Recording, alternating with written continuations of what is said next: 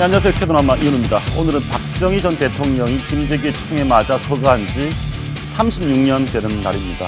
36년이 지났지만 박 대통령에 대한 평가 논란 여전합니다. 문재인 새정치 대표는 박근혜 대통령이 친일 아버지를 미화하려고 친일 교과서를 만드는 것이다. 이런 주장까지 하고 있습니다.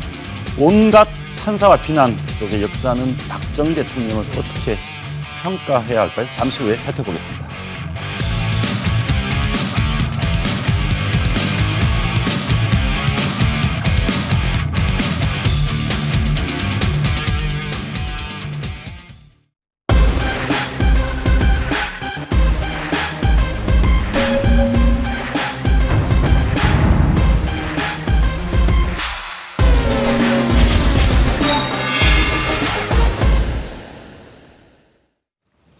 네, 박근혜 대통령과 대립각을 세우던 김무성 대표 요즘 좀 이상합니다. 박근혜 대통령에게 공개적인 사랑 존경 고백했습니다. 김무성이 이게 뒤져서 호남 지지율에 빨간불이 켜진 문재인 대표는 여수로 갔습니다. 조수진 차장 모시고 여야 대표의 속 마음 알아보겠습니다. 어서 오십시오. 네, 안녕하십니까. 한번 들어볼까요? 사랑 고백. 좀 생뚱맞기도 한데요. 직접 한번 들어보시겠습니다. 여러분들 박근혜 대통령하고 저하고 뭐 사이가 별로 안 좋은 것처럼 해가지고 여러분들 걱정 많이 하셨죠? 전혀 걱정하지 마십시오. 여러분들 박근혜 대통령 사랑합니까? 네. 존경합니까? 네. 이 김무성이도 대한민국 국민 누구보다도 더 박근혜를 존경하고 사랑합니다, 여러분. 예, 방금 보셨는데요. 지금 어떤 상황입니까? 네, 토요일 날 부산에 이 재보선 지원 유세를 갔습니다. 아, 재보선. 네, 지금 예. 이 문재인 대표의 지역구죠. 부산 사상 등에서 기초의원 재보궐선거가 예정돼 있기 때문에 바로 이 지원 유세를 갔습니다. 그래서 대통령을 사랑한다라는 아주 직설적인 얘기를 했고요. 예. 네, 이제 우선적으로 이 부산 사상에서 이 대통령의 지지율이 상당히 높은 상황에서요. 또 예. 새누리당의 어떤 세를 결집해야 된다. 이런 생각도 물론 깔려 있을 겁니다. 그런데 이 대통령과 사이가 좋지 않다는 얘기가 있는데 완전히 아니다. 절대로 아니다. 이렇게 강조를 했습니다. 그러면서 이 손사래도 쳤고요. 예. 네. 아니, 굳이 저렇게 절박하게 직설적 표현으로 반박할 이유가 있습니까, 지금? 그동안에는 이제 그 공천 문제라든지 공천 룰 때문에 예. 대통령과 김무성 대표와의 관계가 상당히 껄끄럽다는 얘기가 나왔고 예. 실제로 그런 정황들이 많이 있었습니다. 예. 네, 그렇지만 이 교과서 문제를 계기로 해서 이 청와대 회동 때부터는 이 김무성 대표가 완전히 어떻게 보면 박근혜 대통령의 호위무사의 역할을 하고 있다. 그러니까 김무성 대표로서는 지금은 예. 대통령과 각을 세울 때가 아니다라고 판단을 한 겁니다. 예. 지금은 어떻게 됐든 간에 3년 차고 또 집권 여당의 대표 신분이기 때문에 2인 3각을 대통령과 할 필요가 있다. 더더욱 가까운 모습을 보여야 된다. 이런 판단이 깔린 것이라고 예. 판단하고 있습니다. 저 말을, 사랑한다는 말을 고지고대로 믿지 않는 분들은 최근 김무성 대표 얘기, 사석에서 그런 얘기 많이 했다고 하지 않습니까? 99번 울고 100번째 웃겠다. 그러니까 내가 지금 진짜 사랑하는지 안 하는지 모르겠지만 99번은 숙이고 들어가겠다. 마지막 대권을 위해서 그런 겁니까? 그러니까 이 사석에서 마지막 웃는 사람이 웃는다. 이런 비슷한 얘기죠. 그러니까 100번째 예. 웃어야 된다. 지금은 그러니까 대립각을 세울 때가 아니라 예. 지금은 무조건 엎드려서 협조하는 모습을 보일 때다라는 말을 우회적으로 하고 있는 겁니다. 그래서 22일 날 있었던 청와대 오자회동에서는 이 문재인 대표가 계속해서 국정화 교과서 문제를 유신 교과서다, 친일 교과서다 이럴 때 좀 그만해라, 많이 참았다 이렇게도 그렇죠. 얘기를 했죠. 그리고 그 다음 날에는 이 야당이 계속해서 발목을 잡고 있다. 이거 한마디로 허파 뒤집어지는 그런 현상이다. 이렇게까지 비판했습니다. 예. 그런 연장선상입니다. 그러니까 지금은 대통령과 협조하고 함께 가는 모습을 보여줘야 된다라는 인식이 깔려 있다는 겁니다. 우리 조 차장 보시기에 역대 대선을 쭉 보아하셨는데 차기 유력 대권 후보가 현재 대통령에게 저렇게 구애하는 모습, 올바른 전략입니까? 지금은 그럴 수밖에 없죠. 왜냐면은 지금은 3년 차입니다. 네, 3년 차고 이게 점점 어떤 여론조사라든지 어떤 근거가 있어야 여당의 대표이자 차기 대선 주자가 각을 세울 수 있는 명분이 되는 겁니다. 그런데 네. 지금은 박근혜 대통령이 다시 새누리당의 지지율보다 박근혜 대통령의 국정수행 지지율이 훨씬 높은 상황이기 때문에 그렇군요. 네, 예. 아무래도 지금은 전략적으로 굽힐 수밖에 없는 거죠.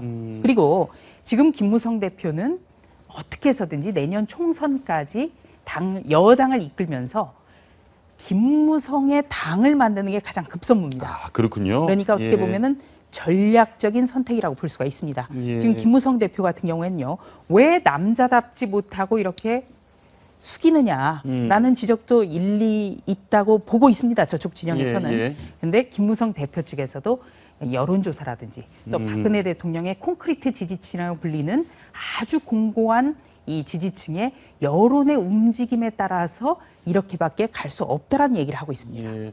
좋죠. 어떻습니까? 박근혜 대통령은 과거 YSDJ처럼 고정 지지층을 갖고 있지 않습니까? 네. 기부 지지층. 그렇다면은 박근혜 대통령은 임기가 끝날 때까지 권력을 장악하고 있을 것이다.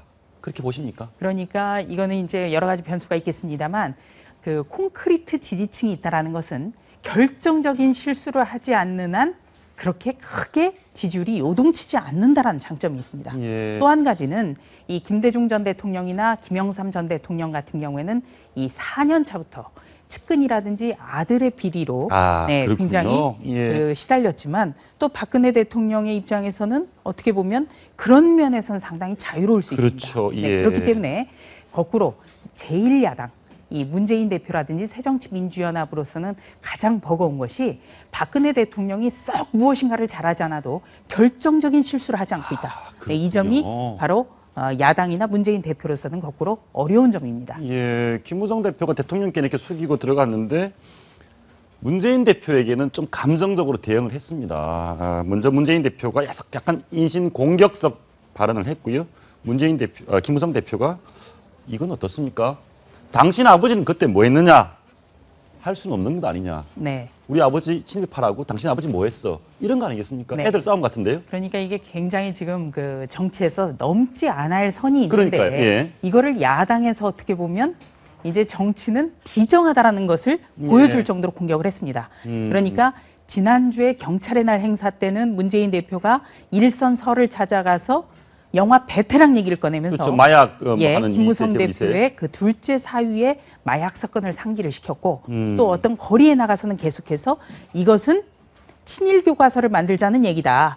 이러면서 그 김무성 대표의 아버지의 친일 의혹이라든지 박근혜 대통령의 아버지 박정희 전 대통령의 친일 의혹을 계속해서 군부를 뗀 거죠. 예. 여기에 대해서 상당히 김무성 대표가 감정적으로 틀어졌다. 그러니까 문재인 대표에게 그렇다면 우리 아버지 같은 경우에 뭐 윤봉길 의사라든지 이런 안중근 의사처럼 뭐 독립운동을 했다고 할 수는 없지만 그렇다면 문재인 대표의 아버지는 뭘 했다고 할 수가 있느냐? 예. 네, 이렇게 역공을 가한 겁니다. 아니, 저는 좀 그렇습니다. 우리가 친일 얘기 나올 때마다 그런데 이게 무슨 뭐 막싸움처럼 그렇지 않습니까? 애들끼리 싸울 때 너네 아버지 뭐 했어? 이거하고 똑같은 거 아니겠습니까? 이런 좀 별로 두 사람에게 별로 안 좋아 보이는데요. 네, 두 분에게 다 마찬가지인데요. 지금 예.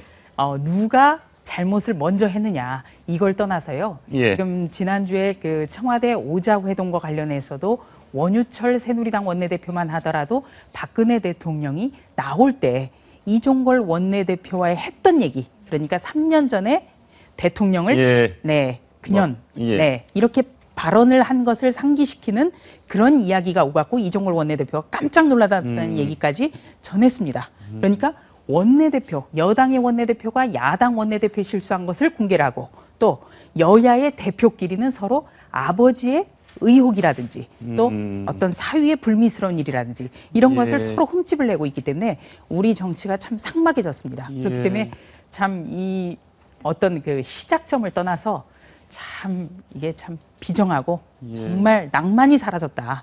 네, 여기에서 기인한다고 볼 수 있겠습니다. 호남 사투리로 보면 진짜 거식이라는 표현이 가장 적절한 것 같습니다. 너네 아빠 뭐 했어? 이 얘기인데 아무튼 김무성 대표는 이제 내일 이제 대통령 시정연설이 있고요. 어찌됐건 국정화, 여론 분리에도 무조건 강행하겠다. 본인으로서는 선택지가 없는 겁니까? 김무성 대표로서는 무조건 강행하는 겁니까? 네, 일단 김무성 대표 같은 경우는 이 교과서 국정화 문제에 대해서 완전히 총대를 맸다. 그러니까 지금은 박근혜 대통령을 도와야 된다. 박 대통령의 어떤 독점 사업에 대해서 자신이 총대를 매겠다는 연장선상에서 이 문제에 대해서는 아주 확고부동하게 결심을 예. 굳힌 것 같습니다. 네, 그렇기 때문에 이 토요일 부산 지원 유세를 가서도 계속해서 여론조사에서 10% 밀리고 있다. 그러니까 지금 현실은 인정하지만 이 문제, 그러니까 이 편향 교과서의 문제를 바로잡는 것은 어떤 여론조사에 끌려다닐 것이 아니라 어떤 큰 목표를 가지고 봐야 된다. 이런 점을 당부하면서 어떤 수도권 새누리당 그 의원들이라든지 또 새누리당에서 내년 총선에 생각하고 있는 후보들을 다독이는 데 지금 안간힘을 쓰고 있고요.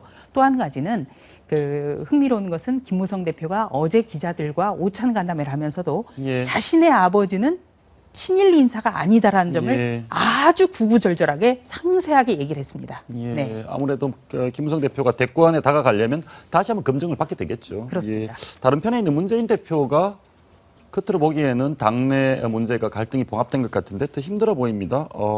호남 민심 좀 볼까요? 좀 과하게 느껴지는데요.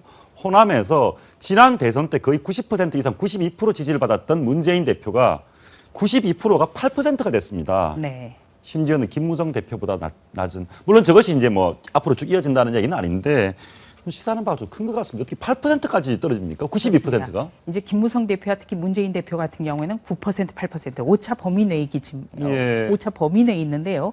문제는 바로 광주에서 지난 대선 때 92% 어떻게 보면 예. 몰표를 받았는데 네, 음. 그런 것에서 한 자릿수까지 뚝 떨어졌다. 이거는 그러니까요. 예, 호남에서 문재인 대표에 대한 생각이 정말 어떻게 보면 실망감이 굉장히 크다. 예. 문재인 대표로 과연 집권을 할 수 있겠느냐. 이대로 새정치민주연합을 두고 봐야 되느냐. 이런 복합적인 감정이 많이 실려 있다고 예. 봐야겠습니다. 그럼 혹시 지금 교과서 관련해서 문재인 대표가 길거리로 나가고 안 나가고 이것과 저 8%로 떨어진 것과는 아무 상관이 없는 거죠? 일종의 상관관계는 있겠습니다. 예. 네, 가장 큰 것은 이 문재인 대표 체제의 새정치민주연합으로 다음 집권이 가능하겠느냐. 지금 왜냐면은 특히 호남에서는 두 번의 연속적인 대선 패배 때문에 어떻게 보면 정권 창출 가능성을 가장 1순위로 보고 그렇겠네요. 있습니다. 예, 네, 예. 그렇기 때문에 이 집권 가능성, 지금의 새정치민주연합, 지금의 문재인 대표 체제로 집권이 가능하겠느냐. 여기에 대한 회의감이 많이 작용하고 있다고 볼 수 있고요. 예. 가깝게는 이 교과서 국정화 논란과 관련해서도 문재인 대표가 제1야당의 대표인데 거리로 나갈 때 혼자 갔습니다. 네. 이런 모습을 볼 때 굉장히 이거는 아니다. 그리고 왜 정기국회 때 문재인 대표가 광화문 같은 거리에 혼자 나가느냐. 심지어는 아주 극한 표현으로 어떤 의원은 예. 제가 그대로 말씀을 전하면요. 이렇게 혼자 다니는 모습이 꼭 독거노인 같더라. 독거노인. 이런 얘기까지 하고 있습니다. 예. 왜냐하면 과거의 야당의 총재, 뭐 김대중 전 대통령이나 노무현 대통령처럼은 아니겠습니다만 제1야당의 어떤 대표가 뭔가 행동을 할 때는 신문으로 따지면 일면에 나와야 된다. 네. 그리고 정말 많은 의원들이 일사불란하게 움직여야 된다라는 겁니다. 예. 네. 그렇기 때문에 정기국회 중에 그리고 이렇게 혼자서 거리로 나가는 제1야당의 대표의 모습이 어떻게 보면 처량하고 이거는 전략적으로 좋지 않다라는 지적이 많이 나오고 있습니다. 예, 그런데 문재인 대표의 속마음은 그런 것 같지가 않습니다. 호남에서 본인을 92% 지지했던 지지율이 8%가 됐는데도 본인의 인식이 사실 이런 건지 아니면 이렇게 얘기를 하고 싶은 건지 짧게 한번 들어보시죠. 실제로 지금 신당의 흐름은 제대로 다 이제 예고됐던 네. 바들이고요. 예고됐던 바 이상의 우리 당내에 동조는 없을 것이다라고 저는 확신합니다. 저는 확연하게 두 가지 조금 다른 민심을 이제 접했는데 우선 좀 상부의 정치 유지층들은 실제로 뭐 강한 그런 비판들을 말씀하셨고 또 그에 반해서 바닥 민심은 또 다르다고 느꼈고요. 요즘에 야당 얘기, 특히 문재인 대표 얘기에는 사람들이 그렇게 귀를 기울이지 않는 것 같습니다.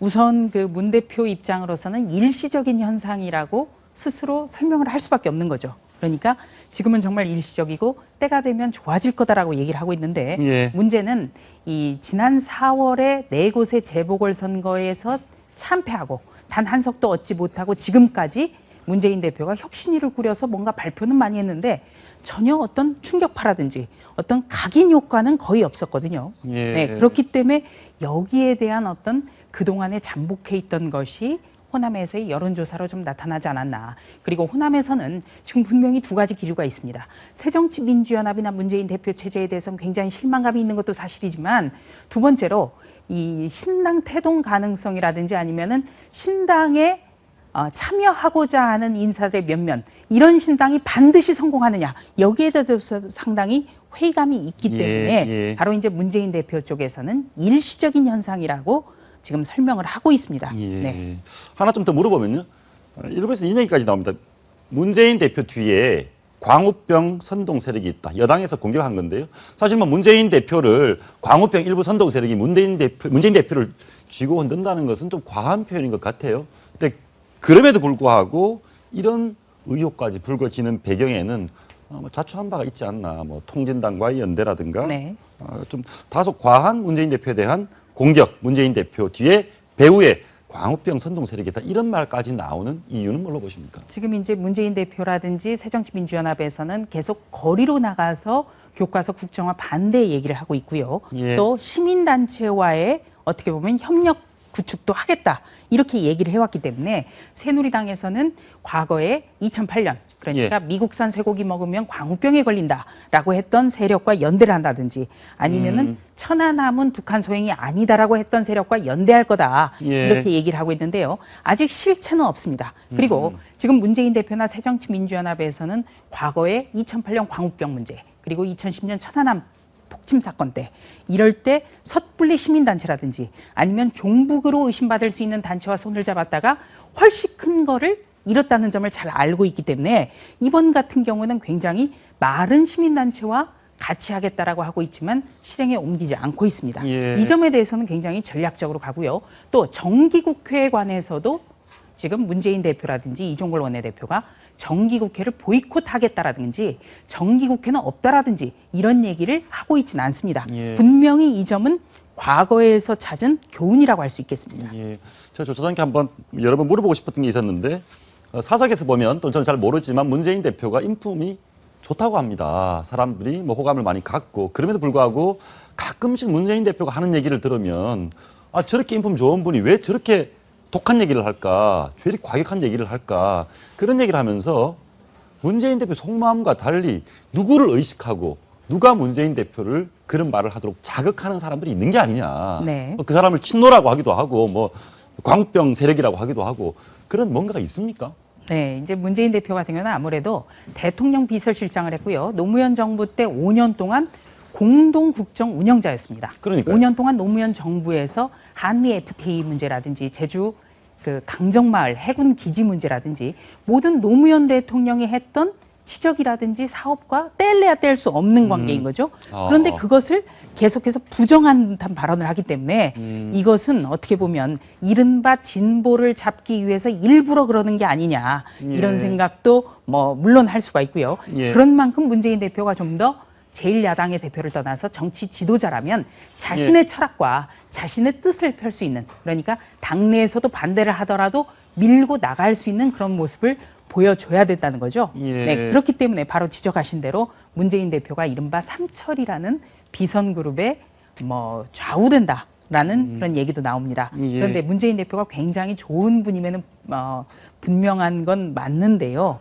이런 어떤 그 거리 투쟁 문제라든지 아니면은 이 통합에 대한 생각이라든지 이런 거는 정말 무서울 정도로 서늘하게 얘기를 합니다. 예. 만나서 물어보면 누구누구는 새 정치가 아니기 때문에 그분이 떠나도 뭐 별다르게 생각하지 않는다, 이런 얘기도 하고요. 예. 그래서 저 같은 경우에는 이 문재인 대표에 대한 어떤 인상이라든지 이런 것과 조금 어떻게 보면은 만나서 직접 얘기를 해본 문재인 대표는 상당히 달랐다. 저는 예. 그런 말씀을 좀 예. 마지막으로 하나만 더 물어보겠습니다. 결국 안철수 의원도 탈당 의사를 내비쳤다 말았다 논란이 많은데요. 안철수 의원이 탈당을 해도 문재인 대표 갈 사람 가라, 저 사람은 새 정치가 아니다, 이럴 것 같습니까? 글쎄요, 이거는 뭐 예단할 수가 없겠습니다만 이 정치에서 무조건 힘을 합쳐야 이기는 것은 분명합니다. 그런데 지금까지 문재인 대표가 어떤 뭐 원래 비공개로 하려다가 공개가 돼버린 어떤 당원들에게 보내는 편지 같은 것을 종합해 보면 예. 이미 갈 사람은 가라. 자신에게 반대하는 것은 대표 흔들기다. 이렇게 규정한 적이 지금 굉장히 오래됐습니다. 예, 예. 네, 그렇기 때문에 지금 마지막까지 이 안철수 전 대표나 문재인 대표가 서로 간에 명분 쌓기의 어떤 그런 단계지 이미 마음은 많이 서로가 확인하지 않았나. 그리고 지금 예. 이 안철수 전 대표와 문재인 대표는 바로 전직과 지금 현직 대표고 또 예. 2012년에 함께 야권 대선 후보 단일화를 했던 사이긴 하지만 두 사람의 발언만 하더라도 얼마나 거리가 있는지를 쾌도남마에서도 여러 차례 예, 봤습니다. 짚어왔습니다. 예. 그러니까 뭐 진정성을 확인한다면 연락을 하지 않을 이유가 없고 굉장히 무슨 판결문같이 어렵거든요. 예, 두 분의 예, 말씀이. 예.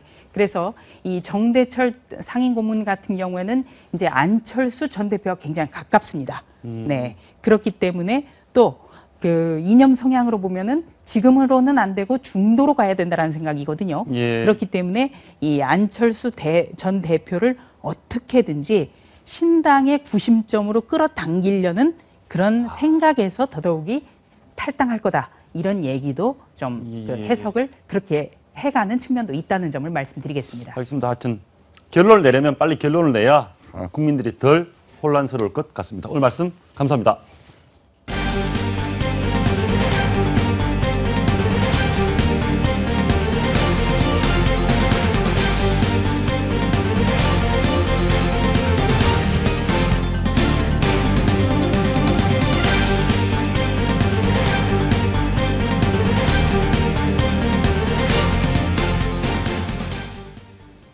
네, 오늘은 박정희 전 대통령의 36주기입니다. 박 전 대통령에 대한 평가 여러분 잘 아실 겁니다. 한편에서는 한강의 기적을 이룩한 지도자, 다른 한편에서는 민주주의를 억압한 독재자 이렇게 비난을 합니다. 우리 교과서, 우리 아이들이 배우는 교과서에는 어떤 지도자로 기술해야 할까요? 이준건 경희대 교훈교수, 김성욱 한국자유연합 대표, 최진영 변호사와 함께 짚어보겠습니다. 어서 오십시오. 예, 안녕하세요. 예. 오늘 박정희 대통령 46주기인데 박근혜 대통령은 지지난해에 마찬가지로 안 갔습니다. 안 가는 이유가 민간단체에서 하는 행사여서 대통령이 안 갔다. 참석하지 않는 게 맞습니까? 어떻습니까? 뭐 지금 청와대 쪽에서는 민간단체 행사하기 때문에 참여하지 않았다라고 예. 하고 있는데, 근데 지금 참여하면 또 정치적 논란을 불러일으킬 수도 있죠. 예. 교과서 문제가 있기 때문에 친일 독재 교과서 미화한다는 또 다른 정치적 논란을 불러일으키지 않기 위해서 일부러 예. 참석하지 않은 게 아닌가, 뭐 이렇게 추측할 수도 있을 것 같습니다. 그런데요, 제가 생각할 때는 참 우리나라 정치권이 아직도 불행합니다. 뭐냐면, 대통령이라도 아버지가 돌아가신 기일에, 거기 가지 못할 이유는 없는데, 지금 김 대표 말씀처럼 가면 또 온갖 이야기가 나오고, 이걸 보면 우리 민주정치가 아직도 성숙 단계에 들어서지 못했다, 이런 걸 이제 느끼고요. 예. 그런 점에서 보자면, 우리 교과서 문제도 마찬가지예요. 교과서 문제도 저는 깜짝 놀란 것이 말이죠.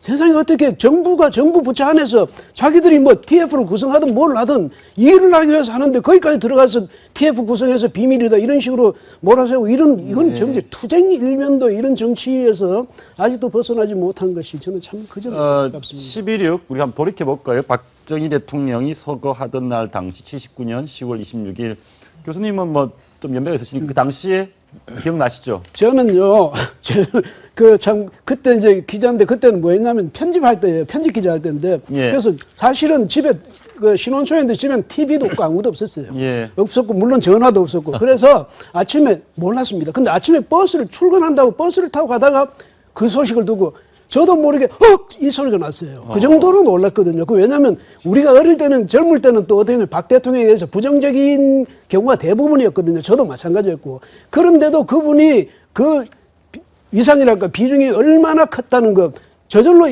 알지도 못하고 느끼지도 못하면서 입에서 그런 비명이 나왔다는 게 그러면서 제가 생각했다. 이분이 정말 우리 국민 전체에게서 그 위상, 비중, 그러니까 평가는 여하간에 참 컸던 분이구나. 그런 생각이 예, 됐어요. 교수님께서도 박정희 대통령 독재에 대해서 비판적이셨음에도 불구하고 서거 예. 소식을 알고 헉 소리가 났다라고 했는데 박 전 대통령 살아계실 때의 음성을 짧게 한번 들어보시겠습니다. 그동안 우리나라에 와서 새마을운동을 시찰 또는 견학한 외국인의 수만도 70여 개 나라에서 5,300여 명에 달하고 있습니다. 오늘의 성과에 결코 만족을 하지 말고 앞으로 더욱 새마을 정신을 생활하고 이 운동을 민족 중흥 운동으로 알차게 추진해 나가야 하겠습니다. 저는 잘 기억이 없지만 박정희 대통령의 육성을 들으면 지금도 연세에 있는 분들은 박정희 대통령을 좋아하든 싫어하든 굉장히 감회를 많이 느끼는 것 같습니다. 당시 범행 현장, 서거하든 시해 당하던 현장에 있었던 사람들, 뭐 가수라든가 여러분들 얘기로는 김재규 계획된 범죄가 아니라 범행인 것 같다. 우발적이 아니다 이렇게 얘기하셨죠. 예, 그렇습니다. 특히 그 당시에 있었던 뭐 배우 지망생이라고 하죠. 그 신재순 씨가 그 한 언론에 얘기를 했던 게 그때 봤던 김재규가 뭐 한마디로 미친 눈의 짐승이었다 이렇게 얘기를 했는데요. 실제로 그 김재규 씨가 재판받는 도중에 뭐라고 했냐 하면은 왜 그렇게 했느냐라고 했더니만 본인은 이 땅의 민주화를 위해 야수의 심정으로 유신의 심장을 쏘았다 이렇게 얘기를 했던 걸로 제가 기억을 합니다. 예. 한마디로 본인 같은 경우에는 굉장히 어떻게 보면 전후 사정상 이제 계획을 했었는데 이게 그 예전에도 거사를 했다가 본인이 혼자 거사를 하다가 그날을 딱 디데이로 잡았던 걸로 알고 있습니다. 그렇기 때문에 아마 본인 스스로도 이제 그 증언에 의할 때도 계획을 했었던 것으로 우발적인 것은 아니었다. 물론 그날 상황이 그 경호실장이었던 차지철 씨와의 어떤 그런 티격태격하는 것도 있었지만 본질적으로는 본인이 어떤 그 적어도 개인적으로는 이 땅의 민주화를 위해서 어떤 희생양이 됐다. 그런 식으로 지금 진술하는 것으로 나와 있습니다. 근데 저는요, 민주화를 위해서 그랬다는 그 부분은 저는 동의하지 않고요. 다만, 예. 뭐, 아마 언젠가는 내가 차지철, 또 나아가서 대통령, 내가 이대로 가만 참지는 않을 거야. 이런 건 가졌을 수가 있는데, 민주화를 위해서 그랬다는 건, 왜냐하면 김재규 그분의 그 전력이라든가 이런 걸 보면 그건 또 별로 설득력이 없죠. 예. 그런데 그 당시에 현장에 있었던 분들 얘기를 들어보면 이건 어떻습니까? 박정희 대통령이 해탈한 모습이었다. 해탈, 불교 용어인데요. 뭐 집착하지 않는 해탈한, 어떻게 보면 뭐 득도한 듯한, 자유로워진 듯한 그런 모습이었다. 이 부분 아주 유명한 말이 있죠. 나는 괜찮아라는. 예, 그렇죠. 예. 총을 맞고 나서 했던 얘기. 나는 괜찮으니까 너희들은 피해라는 이제 그 얘기를 압축적으로 담고 있는 건데 당시에 이제 있었던 그 여인들에게 했던 얘기입니다. 그리고 그때 후리간이 이 박정희 대통령 시해된 이후에 집도를 하려고 할 때 낡은 넥타이 아주 유명하죠. 볼펜이 들어갈 정도로 헤어져 있는 넥타이. 예. 그리고 이제 헤어져 있는 그 넥타이 핀도 그렇고요. 허름한 세이코 시계. 아주 유명하죠. 소탈하고 아주 근검절약한 모습들이 그때 보였었고 죽을 때 그 모습 난 괜찮아라는 얘기는 18년간의 박정희 대통령 생애를 압축적으로 표현한다는 아니냐 이렇게 후세 평가가 있습니다. 거인이었다. 뭐 이렇게 저는 한마디로. 왜냐하면 물론 뭐 정치인으로서 또 통치자로서는 공과가 있겠지만은요. 한 인간으로서 마지막을 맞는 그 장면은 누구도 흉내내기 어려운, 누구도 범접하기 어려운 그런 거인이었던 건 사실이에요. 예. 실질적으로 보면은 최근에 이제 한 이 삼김 중에 한 분이 회고록을 쓰면서 당시에 그 소회를 스몰맨, 빅맨 했던 것이 아마 저도 기억나는데요. 키는 정말 단신의 작은 것이지만 그 사람의 어떤 정치적 경제적 위상은 정말 거인이었다 그런 말에서 그 당시 정말 어떤 국민들이 생각하는 그 박정희 대통령의 위상 같은 것들은 지금도 뭐 달라진 거는 크게 없는 것 같습니다. 예, 뭐 사실은 뭐 박정희 대통령에 대해 역사적 평가를 떠나서 마지막 부분은 좀 인상적입니다.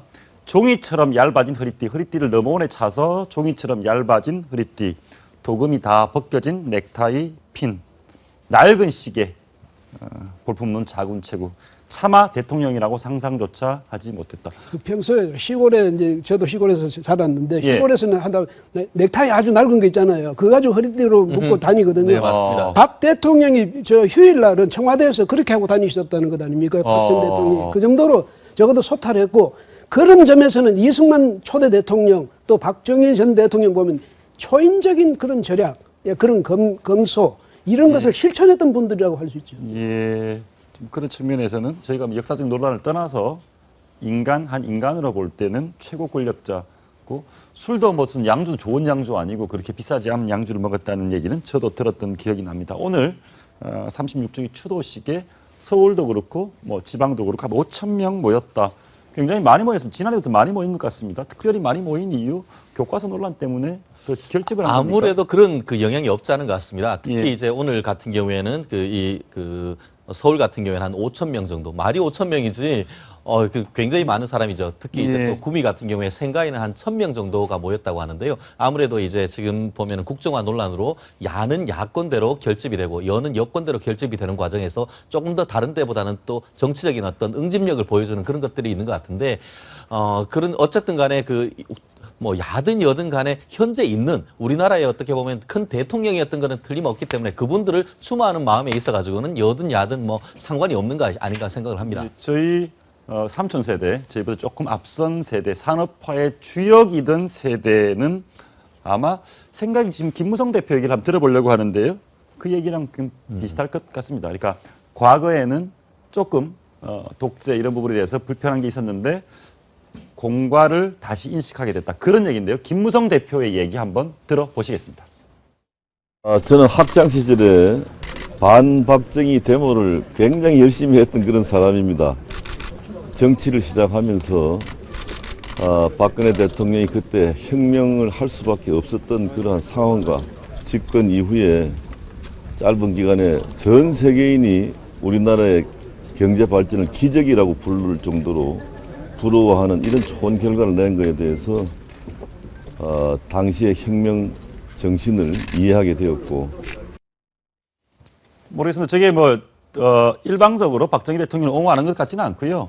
독재라는 분에서 실망하고 있었는데 시간이 지나서 보니까 그분의 공도 인정하게 되었다. 이것이 보편적인 인식 아닐까 싶거든요. 그런데요, 부정할 수 없는 그 통계가 있기 때문에 그럴 것 같은데요. 통계를 하면 어떤 통계 그러니까 말씀하세요? 61년도에 1인당 GDP가 전 세계 107개 나라군에 87위였습니다.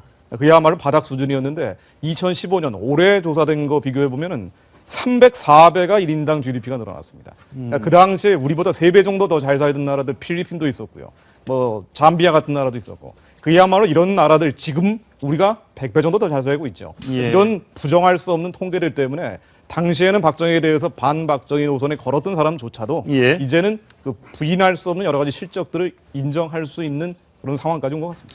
알겠습니다. 저희가 저희 방송에서 일방적으로 박정희 대통령을 찬양하거나 또는 비난할 생각은 전혀 없습니다. 그리고 사람들 생각이 다를 수 있고요. 그런데 저희가 지금 교과서 논란과 관련해서 한번 찾아봤습니다. 한 교과서를 찾아봤더니 역사 교과서 전체에 박정희 대통령 사진이 단 한 장이 있습니다. 선글라스를 끼고 군복을 입고 그리고 이 옆에 사람 보이십니까? 좀 자세히 봤으면 좋겠는데요. 굉장히 글쎄요, 이미지 굉장히 나쁘죠? 굉장히 불량스럽고 이런 사람들 속에 박정희 대통령이 딱 군복 입고 있는 투석 때 사진 단 한 장이 있어. 18년 동안 대통령이 있었지만 대통령으로 있을 때의 사진은 전혀 없고 딱 무력으로 정권을 탈취한 듯한 매우 제가 알기로는 좋지 않은 지금 이미지 제일 사진. 오른쪽에 있는 분은 그 차지철 대위였던 거죠. 차대위. 그러면서 이쪽엔 그 앞에 박소령. 보이는 것이 수류탄인 겁니다. 수류탄을 2개 하고 있기 때문에 결국은 위와 아래를 비교를 해보면은 위는 완전히 군정을 의미하는 것이고 예. 상반 밑에 같은 경우에는 사복을 입고 있기 때문에 결국은 봤을 때는 완전히 군인으로서의 어떤 정치적인 이미지만 부각했다는 점을 우리가 예. 쉽게 알 수 있을 것 같습니다. 교과서에 18년 동안 제위했던 박정희 대통령의 사진은 한 교과서 예를 저희가 여기서 보고 있는데 이렇게 군복 입는 이 사진 단 한 장이 있습니다. 제가 한 교과서의 사례인데요. 이 교과서에 이렇습니다. 단 한 장만 있고요. 김대중 대통령은 4장이 있는데 환하게 웃는 모습, 김영삼 대통령도 마찬가지. 북한의 김일성조차 3장이 있는데 이 3장 어디에도 김일성이 굉장히 군사적이라든가 폭력적이라든가 압제하는 그런 독재의 모습은 찾아볼 수 없습니다. 저희가 김일성을 더 비난하거나 김대중 대통령을 깎아내리기가 전혀 그런 의도는 아닙니다. 그런데 한 교과서에 18년 동안 있었던 박정희 대통령은 이 쿠데타하던 모습 이런 사진 한 장, 나머지는 이렇다는 것은 모르겠습니다. 이거는 누구든지 보면 그 맥락으로 보면 뭘 말하고자 하는지는 분명히 드러나는 것 아닙니까? 그걸 가지고 우리가 자꾸 애써 점잖은 척하고 그 사람들 의도가 어떻다고 우리는 오해하지 않겠다더니 하지 않겠다 그렇게 말하는 것도 그렇고 야당 측에서 이런 걸 보면서도 이것은 다양화, 검증은 다양화다 이렇게 말할 수가 있겠습니까? 그리고요. 박 대통령을 무조건 미화 안 한다고 그러지만은요. 쿠데타 일으켰습니다. 근데 사람이라는 게 쿠데타는 그 자체는 쿠데타지만 그 이후에 어떤 목적을 가지고 일으켰고 어떤 의도를 가지고 일으켰고 어떤 비전을 가졌었고 그것이 후에 어떤 결과를 낳았는지 이것까지 다 봐야지. 한 개인은 말이죠. 뭔가 잘못했더라도 나중에 아이고 저기 각성하고 더 좋은 일 하면 막 박수치고 미담으로 소개하면서 박 전 대통령 그런 쿠데타 이렇게 단지 그 이후에는 그러면 대통령이 돌아가실 때까지 계속 그런 쿠데타만 하다 말았습니까? 그럼 세계 어느 나라에 어느 지도자가 그 쿠데타 일으켰던 통치자가 박정희 대통령처럼 했던 사람 누가 있는지. 그래서 모든 건 역사는요. 역사적 세계사적 맥락에서 판단해야지. 예? 그것을 당시 그 시대만 딱 두고 말하는 건 아니죠. 요 사례는 한 교과서의 사례고요. 모든 교과서가 또 대체로 그렇지만 모든 교과서가 박정희 대통령에 대해서 어두운 사진 단장, 나머지는 다 좋은 것만 그런 것은 아닙니다. 그리고 박정희 대통령께서 사실은 쿠데타도 했고요. 민주인사를 탄압한 독재를 한 것도 사실입니다. 그럼에도 불구하고 이분이 존경받는 이유는 아마 이런 이유 때문이 아닌가 싶은데요. 박정희 대통령 육성 한번 들어보시죠. 여기 설탕, 원탕도 보니까 작년에 들어온 것이 몇 억불이야? 3억? 원탕이 얼마야? 기상공부 브리핑 한 사람 기억 못하고 있나? 네, 이런 것도 우리가 좀 더 절약을 해야 되겠다고 생각합니다. 여기도 지금 이게 호피가 나와서 타먹었는데, 미풍이라는 회사에서 명을 하는데. 호피 잔 한 잔에 이걸 다 타면 설탕이 많습니다, 이건. 한 3분의 1. 그렇다면 이런 걸 맹그는 것도 이렇게 큰 봉지로 맹글질 말고, 이게 한 절반 정도로 이렇게 맹글어서 타먹고, 소용이 필요 없이 이걸 한 봉지 그냥 다 쏟아버리지 않느냐. 사실 박정희 대통령이 저렇게 산업화의 지도자였고 저렇게 절약을 강조해서 우리나라를 가난에서 벗어나게 했다는 부분은 인정하는 거죠. 그럼에도 불구하고 경제 발전 이뤘다고 저렇게 절약했다고 국가를 가난에서 구해냈다고 미화해서는 안 된다. 독재한 나쁜 짓도 많지 않느냐. 이 부분은 그러니까 사실관계 기초에서 역사는 정확하게 기술하는 게 제일 중요할 것 같습니다. 이 사진 한 장, 네 장, 세 장 이게 보여주는 것도 있지만은 어떤 교과서 보면은 대한민국에 대해서는 독재라는 표현을 24번 하고 북한에 대해서는 3번밖에 안 했다고 하지 않습니까? 그리고 한국에 대해서는 독재, 탄압, 강압, 진압, 처형 온갖 잔인한 단어들은 다 기술해 놓고 북한에 대해서는 독재라는 단어 아예 쓰지 않은 교과서도 있습니다. 기빌성이 권력을 강화했다 이런 식으로 해놓고 그러니까 지금 700만 명을 학살한 기빌성 가문에 대해서 이런 식의 평가는 일단 사실에 기초해 있지 않다는 거고요. 박정희 대통령 절약 정신도 나오지만 아주 유명하죠. 유가 파동이 있을 때는 여름철에 에어컨도 틀지 않았습니다. 부채 들고 다니고 그리고 겨울철에도 난방하지 않아서 외국 정상들 왔을 때 좀 민망한 경우도 있었다. 그리고 79년도입니다. 카터 대통령 방문했을 때 이게 자리를 옮기느라고 가구를 옮기려고 하는데 가구 옮기려고 하다 보니까 이게 하도 밑에 이 카펫은 낡아가지고 그 찢어지는 바람에 그야말로 곤혹스러웠다는 얘기도 있습니다. 이 정도로 절약하면서 국가를 끌어낸 이런 부분에 대해서는 평가를 해야 될 것 같아요. 제가요, 여러 해 전에 이화장을 한번 가봤어요. 요즘 이화장이 이제 개방이 안 되는데 그때 개방됐을 때 가보고 눈물이 났습니다. 얼마나 이승만 전 대통령하고 그 부인 프란체스카 여사가 얼마나 초인적인 그런 절약을 했든지 그게 국민을 사랑하는 마음이 없으면 자기가 왜 절약을 하겠습니까? 그 점에서는 박정희 전 대통령도 닮은 점이 있거든요. 그런 것도 우리가 보자 이거죠. 그다음에 아까도 말씀드렸습니다마는 쿠데타 이렇게 그 상황 그것만 딱 들여다보고 나쁘다 이러지 말고 당시 세계사적인 흐름도 보고요. 세계의 다른 나라 예도 보고 1945년 이후에 세계가 어떤 과정을 거쳐서 발전해 왔는지도 그 맥락 속에서 박정희 전 대통령을 다시 한번 보자. 하나만 좀 더 들어봤으면 좋겠는데 말씀하신 것처럼 독재항도 사실이지만 근금 절약 박정희 대통령 하면 막걸리 생각이 납니다. 네. 대통령의 소탈함을 보여주는 영상도 저희가 하나 준비했습니다. 보시죠. 누가 이렇게 노래한다더니 뭐 어떻게 됐나? 누가 여기 사회 할 만한 사람 하나 없나?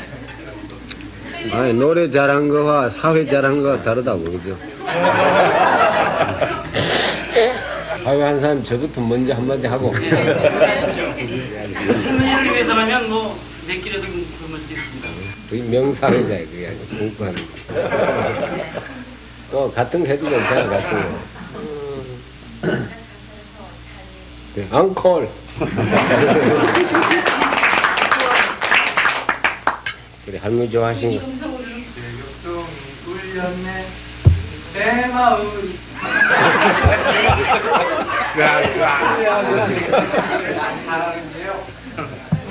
했지만 틀리도 괜찮아, 해.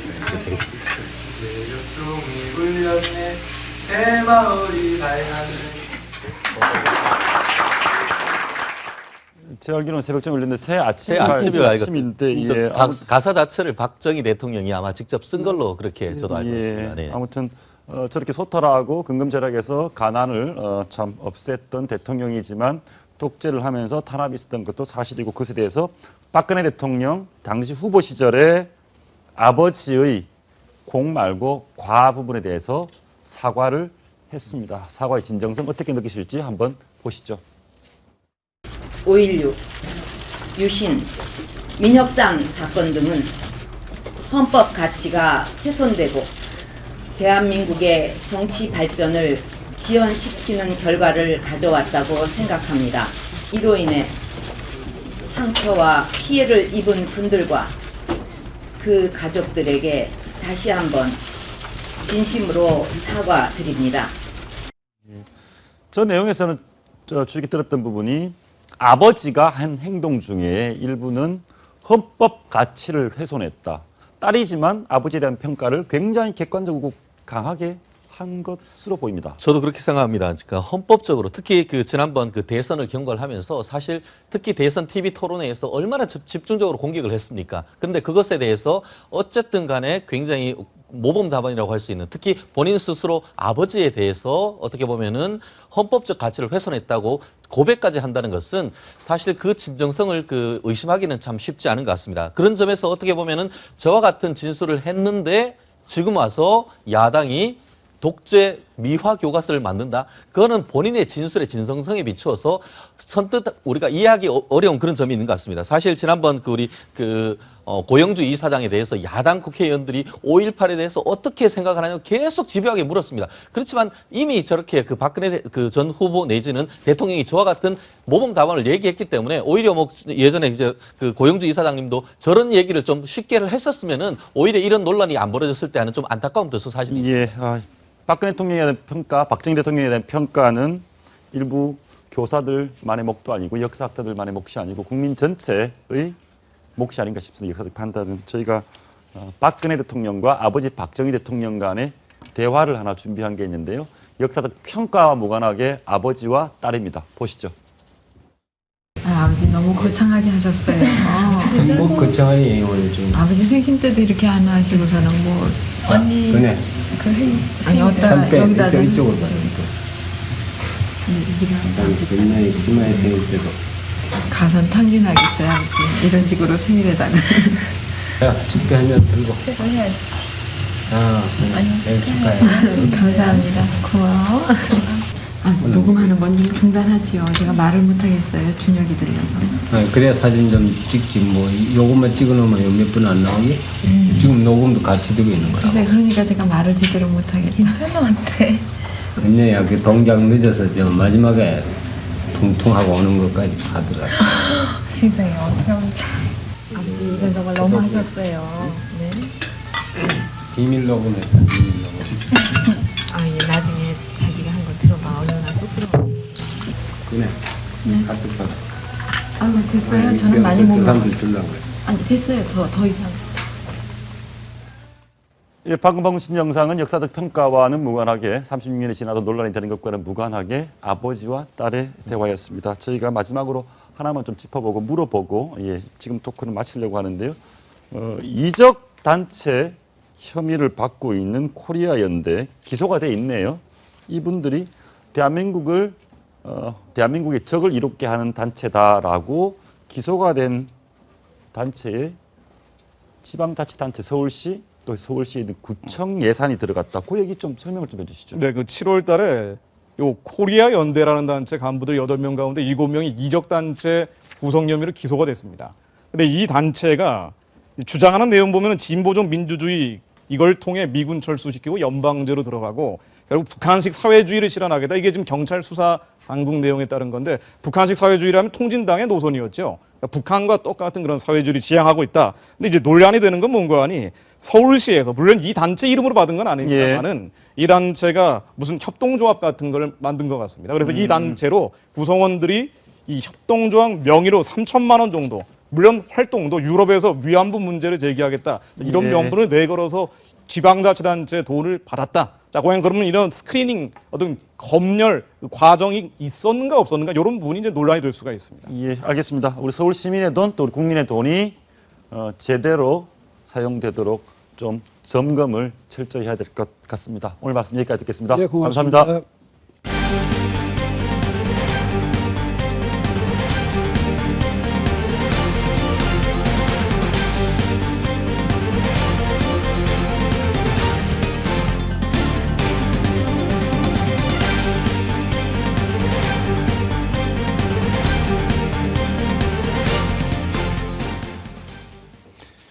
예, 국정교과서를 놓고 대치 중인 정치권 서로를 향해 정말 폭주 중인 기관차 보는 듯합니다. 어젯밤에 야당 의원들과 경찰이 마주 대치하는 일까지 벌어졌습니다. 하나가 한반도 평화재단 총재 모시고 말씀 나눠보겠습니다. 어서 오십시오. 예, 안녕하십니까. 예, 거리투쟁도 하다가 교과서 국정화 관련해서 어젯밤에 있었던 공무원들이 교과서 관련 무슨 일을 하고 있고 거기에 야당 의원들이 들이닥치고 공무원들이 신고를 해서 경찰이 이렇게 막아서는 이런 일까지 있었습니다. 저희 간단하게 정리를 해봤는데요. 도대체 어떤 일이 있었는지 야당과 교육부의 서로 주장이 야당 쪽에서는 고시도 하기 전에 왜 법 이 관련해서 TF하는 것은 위반이다. 청와대 매일 보고하는 거 보니까 청와대와 짜고 치는 거 아니냐 이런 것이고 교육부 입장에서는 고시 전에 주요 이슈니까 보고하는 것도 당연하고 업무를 보강하는 것도 당연하다. 이런 입장입니다.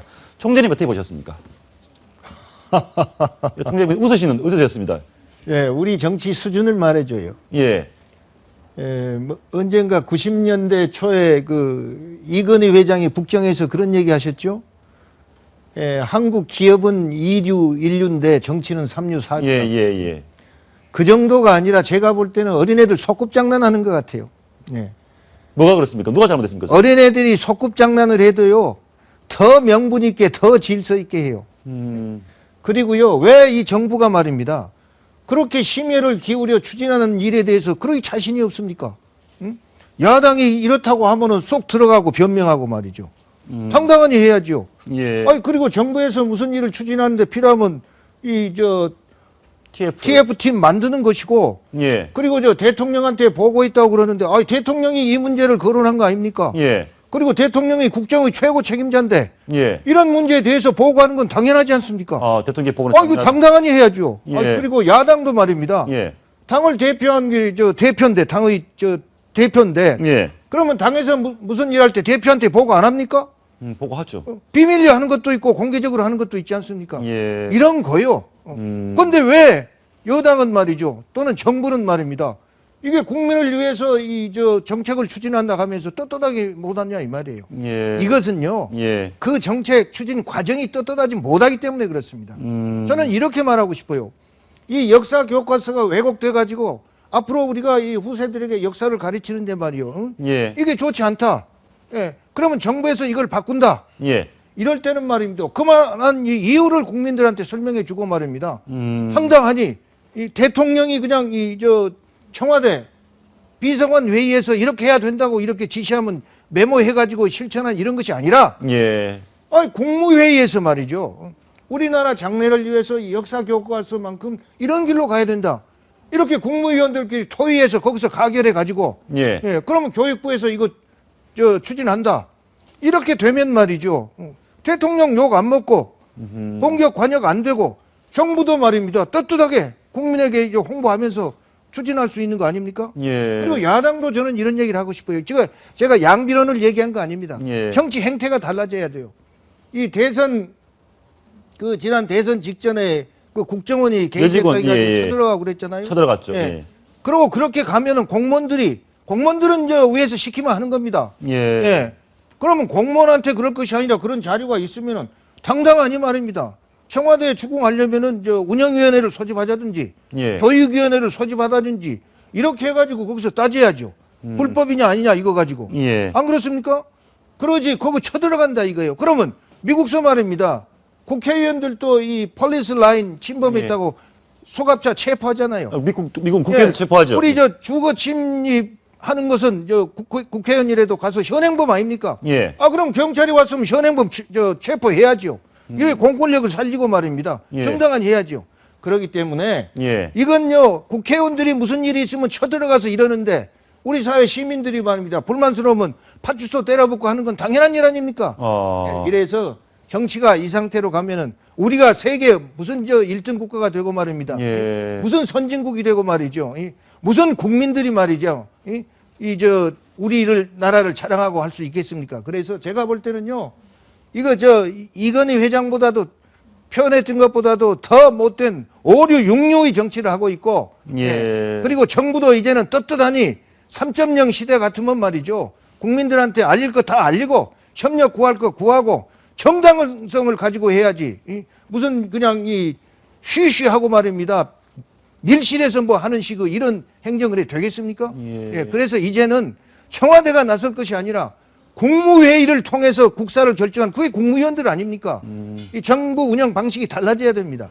그래서 선진국형으로 이 정부를 운영해야 돼요. 그래서 제가 볼 때는 이제 이런 상태의 정치 행태 가지고는 정부고 정당이고 전혀 말입니다. 제대로 국민의 지지를 받을 수 없다. 저는 그런 생각입니다. 그래서 오늘 내가요 이런 걸 보고 아주 잡심하고 제 할 얘기 오늘 좀 하고 싶었어요. 총재님, 그런데 말씀 중에 국회의원이라도 야당 의원들이 이렇게 들이닥치면, 들어오지 말아 했는데 들이닥치면 주거침입이다. 만약에 그랬을 때 주거침입이라고 야당 국회의원을 체포한 경찰이 대한민국에서 그 자리 보존할 수 있겠습니까? 현실은? 그러니까 이런 사회가 이 정치가 혼란스럽고 정치가 국민의 지지 못 받고 정치가 국민을 위해서 존재하는 것이 아니지 않습니까? 그리고 그러면 그 공무원들도요 물어보고 쳐들어왔다 하면 여기는 문 열어주면 안 됩니다 한다든지 경찰에 고발해서 왔으면 말이요. 그럼 들어올 때 보시죠, 총재님. 공무원들이 경찰에 8번 신고를 했습니다. 자꾸 들어오려고 한다. 누군가 창문을 깨고 들어오는지. 당시 이제 야당 국회의원들이 왔을 때 안에 있던 공무원들이 이렇게 경찰에 신고를 했습니다. 그냥 문 열어주고 봐라. 뭐 우리 아무 나쁜 일 하는 거 아니다라고 하는 게 맞습니까? 아니면 저기는 이제 창문 깨고 들어오려고 한다 신고를 했거든요. 뭐가 맞습니까? 그건 이 남의 집에 말이죠. 이 괴한이 예를 들면은 이제 모르는 사람이 침범한 할 때는 문 안 열어준 게 그것도 정당하죠. 안 그렇습니까? 그렇게 되는 것이고요. 제가 생각할 때 국회의원들이요. 무슨 일이 있으면 현장에 쳐들어가고 말입니다. 무슨 깡패가 패싸움하는 시간입니까? 이런 정치에 이래 되겠어요 정말로. 저도 야당 오래 한 사람이지만 저도 데모하고 가서 항의하고 그랬습니다마는 지금은 그런 이 시대가 아닙니다. 그리고 국민들은 다 알아요. 말은 안 하지만은. 말은 하지 않는다. 정치가 좀 이제 달라지고 말입니다. 정치 품격도 제대로 유지가 되고 발전해야죠. 그래야 우리가 장래 있는 거 아닙니까? 지금 좀 전에 아까 말씀하신 걸 보면 아무튼 대통령과 내각, 장관이 역할이 따로 있는데 장관들이 해야 될 일을 대통령이 먼저 앞장서서 해서 좀 문제가 생겼다? 그러니까 저는요, 대통령 주변 사람들이요, 대통령이 그런 지시를 하더라도 대통령이 이번 이렇게 해서 추진합시다. 이 대통령이 혼자 명령하고 하면 국민들이 볼 땐 이거 무슨 뭐 독재 국가도 아니고 왕정도 아니고 말이야. 이런 얘기 듣습니다. 그러니까 국무회의에 붙여가지고 의견 들어서 정당하게 합시다. 예를 들면 이 김대중 대통령이 심혈을 기울여서 추진했던 게 새만금 사업인데 노무현 대통령이 새만금 사업을 국무회의에서 반대한 거예요. 그래 토의하다가 1년간 더 조사하라고 연기했잖아요. 아니 제가 아침 신문 보니까 로마 교황청 교황이 말이죠. 동성연애를 용인하라고 했는데 주교회의에서 그 반대를 했더라고요. 맞습니다. 그랬다고 해서 로마 교황이 관철 못했다고 해서 그 교황이 권위가 떨어진 교황이라고 누가 생각합니까? 안 그렇습니까? 이래 국무회의에서 대통령 의견이라 하더라도 이것이 국민들 저항이 온다든지 또는 야당하고 관계에 부딪힌다든지 이럴 때 더 이제 심사숙고하고 방법을 찾아보는 이런 거른 것이 있어야지. 그냥 그대로 해가지고 국무회의에서 거론조차 안 해놓고 교육부에서는 타스크포스 팀 만들어 놓고 이게 문제가 되니까 그 쉬쉬쉬 하고 말입니다. 이런 행정이 도대체 민주국가에 어디가 있습니까? 당당하니 해야죠. 아무튼 TF 특별팀을 구성하고 청와대에 보고하고 이 부분은 정당하고 당연한 것이다? 당연하죠. 그럼 대통령이 국정의 책임자인데 안 그렇습니까? 예를 들면은 국정원하고 각 부처가 연석 회의하면 이 국정원이 정치에 개입했다 이러잖아요. 그러면 국정원장은 대통령한테 보고하게 돼 있습니다. 그럼 대통령이 그 장관 불러가지고 말이죠. 국정원에서 이런 보고가 왔는데 이것도 그 부처하고 관계 있으니까 이것도 검토해 보라고. 아니 이런 것까지 말입니다. 각 기관의 협력이라 해가지고 야당에서 거부한다면 그럼 대통령은 뭐 하는 자리입니까? 아니, 내 권리를 주장하면서 국민들한테 말입니다. 내 이런 권리가 있는데 야당이 못하게 합니다. 그니 내가 어떻게 해야 됩니까? 하다못해 이런 하소연 하더라도 말이죠. 예. 권리를 주장해야지요. 예. 예. 안 그렇습니까? 그러고 야당도 말이죠. 언젠가는 여당이 되는 거예요. 예. 여당이 되는 거기 때문에 여당 몫을 인정해 줘야 됩니다. 예, 알겠습니다. 오늘은 박정희 대통령 서거 36주기입니다. 예. 지금 교과서 때문에 박정희 대통령은 돌아가셔서도 수십 년이 지났는데도 우리 대한민국 논란의 한 가운데에 있습니다.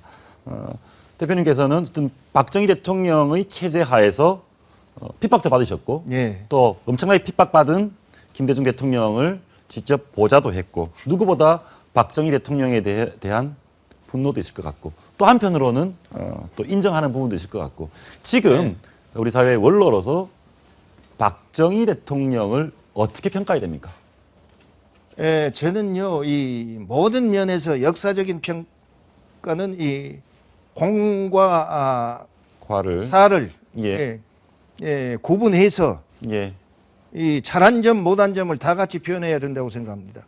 예를 들면 박정희 대통령 친일이라고 하는데 육군사관학교 갔으니까 친일 아닙니까? 예. 또 그렇게 생각하면 일제 때 말입니다. 판검사하고 예. 또 일본 유학 가고 이런 사람 다 친일인 거예요. 예, 또 그리고 저도 어렸을 때 말입니다. 이 일제 말에 공부할 때 제 창씨 개명을 해서 이 청주 한가가 서원이라고 그래 니시아라 이러게 있어요. 서당에 가서 이 선생님이 좋을 때 회초리 때리려고 하면 말이요. 그러고는 일본 말로 뭐라게 예. 그 니시아라 왔고 막 이러고 뭐라게 해요. 그러면 하이 하고 그랬어요. 예. 이거 전부 이 친일 아닙니까? 지금 이런 식으로 한다면은 총재님 친일파. 우리 역사가요. 예. 그런 과정을 밟았어요. 그렇다고 박정희 대통령이 육사 가는 거 친일 아니라고 말할 사람 없습니다. 친일 맞고. 예. 또 그리고 5.16 군사혁명 했잖아요. 예. 예. 그리고 이 정치 독재하고 탄압 받고 말입니다. 예. 제가 후보 때 박근혜 대통령 만나서 그 얘기했어요.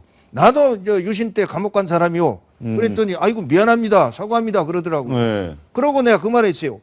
그런 사람들을 전부 말입니다. 화해할 수 있는 길이 있어. 뭡니까? 그래 뭡니까 그래요.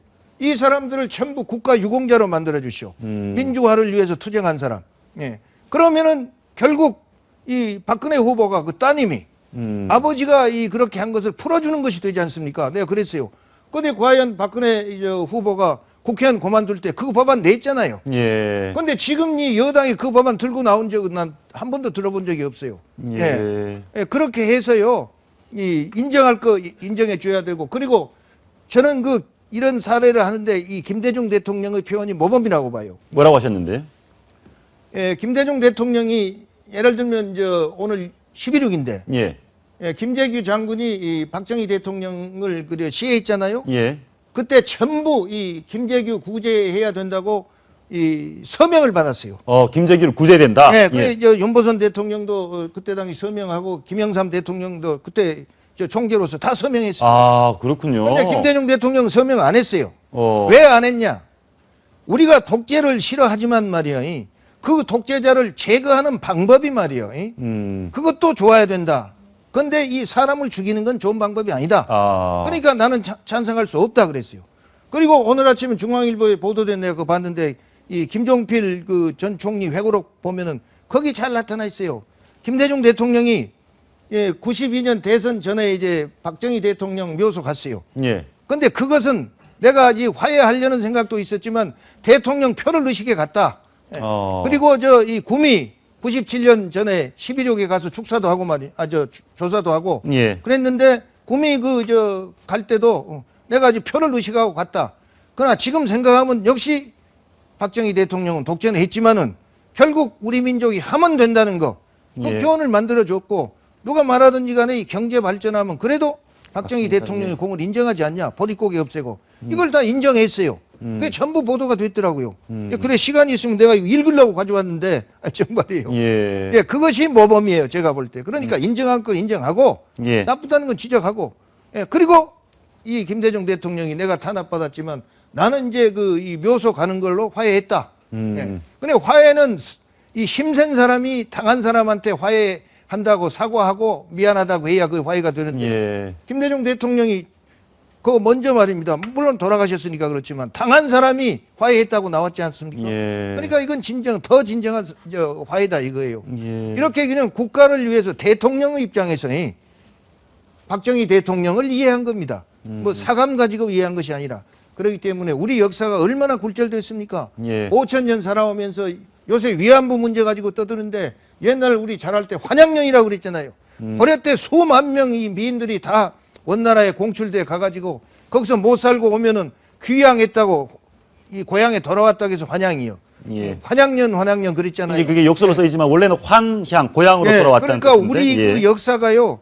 항상 우리 생존을 위해서 심센데 의지에 살고 거기에 아부하고 그래 요새 친미 하면은 전부 우리 생존을 위해서 친미가 이로우니까 가만히 있지. 만약 이게 말입니다. 나중에 정 반대로 되면 친미주의자들 다 색출하자고 그럴 거 아니요. 그래 우리끼리 전부 이지다는 역사요. 예. 그래서 이제는요. 우리가 이 새로운 차원에서 우리 민족을 둘러보고 우리 민족도 지금까지 살아오면서 비굴하게 산 것 시인할 것 시인하고 당당하니 산 것 시인하고 이렇게 해서 민족 사관을 말입니다. 우리의 이 주인의식을 가지고 말입니다. 창조적인 방향에서 언제든지 이 창출해 내야 된다. 근데 이 박근혜 대통령이 이런 얘기를 하니까 이건 자기 아버지의 독재 이걸 벗기 위해서 그런다. 이렇게 하는데 여당에서 이걸 대응할 때도요. 과학적인 근거를 가지고 이러이러한 것이 국민들한테 이게 잘못된 거 아니요. 이게 타당합니까? 예. 이렇게 해놓고 고치자 해야 되는 거예요. 그리고 야당도 이거 잘못된지 않는 건데 여당에서는 이거 잘못됐다고 합니다. 국민들 어떻게 생각하시오? 예. 이렇게 해가지고 서로 논쟁을 통해서 이 문제 해결할 생각을 해야지. 이제는 딱 결론 내려놓고 야당은 야당대로 결론, 여당은 여당대로 결론. 근데 국민이 볼 때는 어느 쪽도 말입니다. 예. 우리 국민을 위한 논쟁이 아니다 이 말이에요. 자기네들 권력 싸움이지. 예. 이렇게 되면 안 된다 이겁니다. 그 문재인 대표는 좀 속마음은 알 수가 없지만 문재인 새정치 대표께서 박정희 대통령 묘소 참배를 했습니다. 예. 반대를 무릅쓰고 그때 뭐 정청래 의원이 굉장히 공격을 했지만 어찌됐건 그때는 역사와의 화해 그 시대의 상황을 인정하는 것 같았는데 공대로 예. 다시 지금 와서는 박근혜 대통령이 친일파 아버지 미화하려고 교과서 만들려고 한다. 이게 어느 쪽 말이 맞는지를 잘 모르겠습니다. 아, 그건 본인 생각이죠. 그러나 제가 말할 뭐 입장 아닙니다만은. 예. 정치 지도자는요, 무슨 생각이나 철학이 항상 변동 없이 일관성이 있어야 돼요. 일관성이 있어야 된다. 아, 그럼요. 예. 예. 그런데 오늘은 이렇게 해놓고 내일 가서는 그건 비난하고 이런 거 일관성이 없는 거 아닙니까? 예. 아, 오늘 친일파라고 그렇게 공격하려면 뭐라 거기를 가요? 참배를. 안 그래요? 예.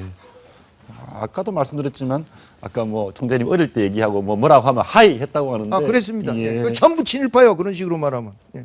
아, 그리고 저 해방 이후 말이죠. 예. 우리 군대 재건한다든지 예. 또는 저 사법부 만들 때 전부 일제 치하에서 사법시험 합격한 사람들 판검사 하던 사람 데려다 만들었잖아요. 군대도 다 그렇게 하고 말입니다. 예. 심지어 일제 헌병해가지고 독립군 체포하고 탄압하던 그 사람들까지 이 훌륭한 경찰로도 됐잖아요. 예. 이것이 우리 슬픈 역사예요. 예. 슬픈 역사다. 알겠습니다. 마지막으로 하나 물어볼 게 있는데요.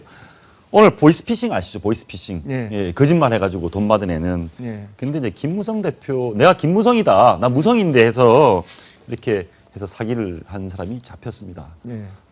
우리나라에 이런 방식이 통한다는 것, 아직도 정치 권력 한마디 하면 다 껍벅 죽는 뭐 그런 거 남아있어 그렇습니까? 아니, 그거지요.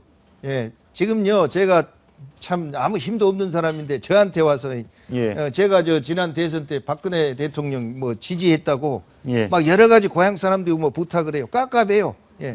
깝깝해. 나는 아무 힘이 없는 사람이요. 예. 예. 뭐 이 일발 빠진 호랑이라는데 나는 잇몸도 없어요. 예. 이런 예. 사람한테까지 와서 백을 청구하고 이래요. 이러니 우리 사회가 말입니다. 예. 정정당당하니 가기보다는 말이죠. 예. 편법을 이용해서 가는 그런 사회고 또 우리 사회 그렇잖아요. 이건 동창회, 향후회들이 해먹는 이런 사회예요. 안 그렇습니까? 예. 그러니까 부정부패가 만연할 수밖에 없죠. 예. 서로 봐주니까. 네. 예. 이게 우리 사회에 달라져야 됩니다. 그래서 내 힘으로 내 실력 가지고 예. 해야 되는 것이고 그게 통한다는 것이 우리 사회가 그만큼 예. 권력 지향적이고 권력이면 해결하고 다 되고 예. 그렇다는 거 증명하는 거죠. 그런 건 없어져야 되겠고요. 예. 총재님 예전에 한 뭐 10수년 전이면은 다 대통령인데 하면 다 넘어갔을 것 같습니다. 김대중 대통령과 목소리가 똑같으셔서. 아이고. 총재님 말씀 여기까지 듣겠습니다. 말씀 예. 감사합니다. 고맙습니다. 그동안 한번 마치겠습니다. 시청해주신 여러분 고맙습니다.